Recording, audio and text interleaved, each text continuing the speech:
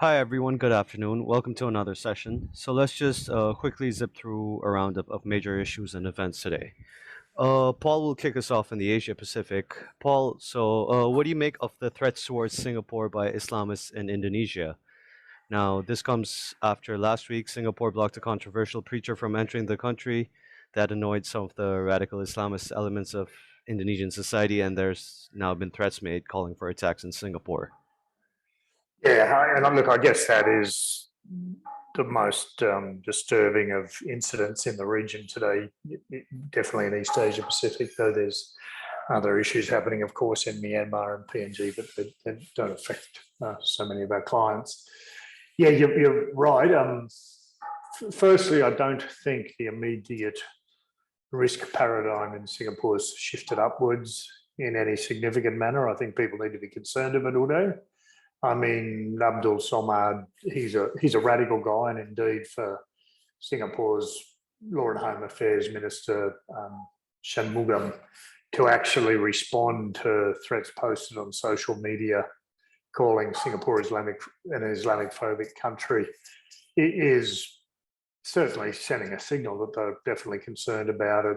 The minister added that Somad's preaching had previously influenced some of the terrorist suspects that had previously been arrested in Singapore and certainly played a part in radicalising them. Of course, Singapore has a very good intelligence network, both electronically and human-wise, but certainly there's a big flow of Indonesians into Singapore. There's a lot of Indonesians already working there, particularly in unskilled roles such as maids, and it's not just males that get radicalised. There's certainly already been arrests in Indonesia.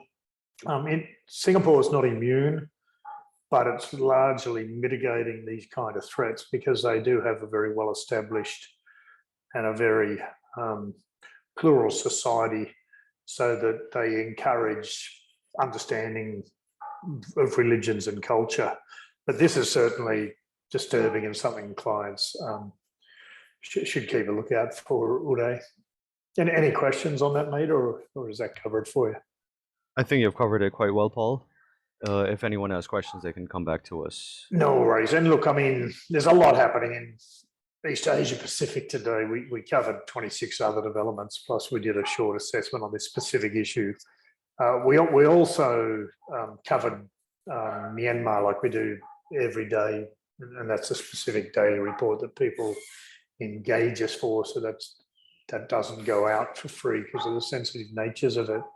But I'm not going to go into that. It's quite a long report. But the key thing is just yesterday in Yangon, in Kachin State, in Chin State, in Mon State, in Sagaing region, in Magway region, in Mandalay region, in Bhargav region, there were various types of incidents, explosions, clashes between various community armies and the Tatmadaw. So people should be sure that if they've got a footprint there, just keep an eye on Myanmar.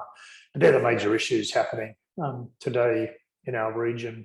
I got a separate audio later on with some clients, but that's specific to Papua New Guinea, so probably not appropriate to summarise it for this forum.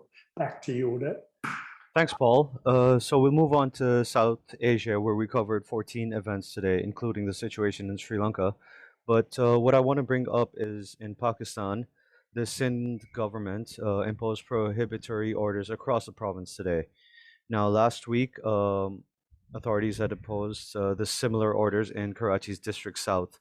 Two terror attacks have taken in District South over the last month, and three total in Karachi. So, Bhargav, I'd love to hear your thoughts on this.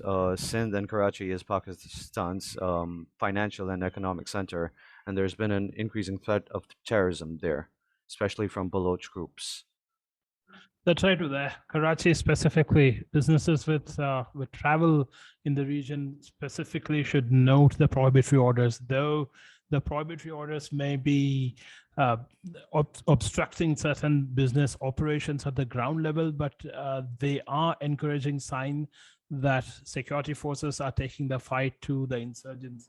And yes, the Baloch Liberation Army and similar group from Balochistan have conducted multiple attacks in Sindh province, and Karachi is their closest metropolitan city.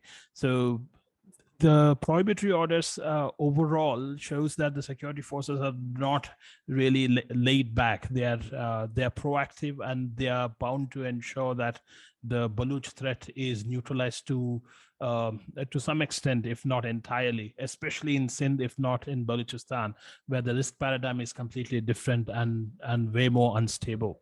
Uday, would you like to add anything to that? Just that there has been a marked increase across Sindh in the risk across Sindh and Karachi, and that is problematic. So even with these orders, whether attacks will be blocked remains to be seen.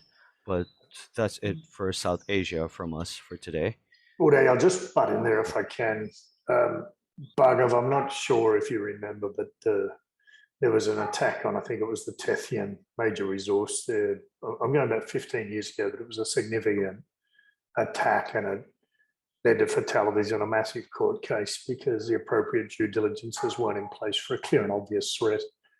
We obviously got involved in that because we conducted a risk assessment, and then the company that had done the risk assessment basically didn't put in what were very critical recommendations, and their justification, which obviously failed in the court case, was that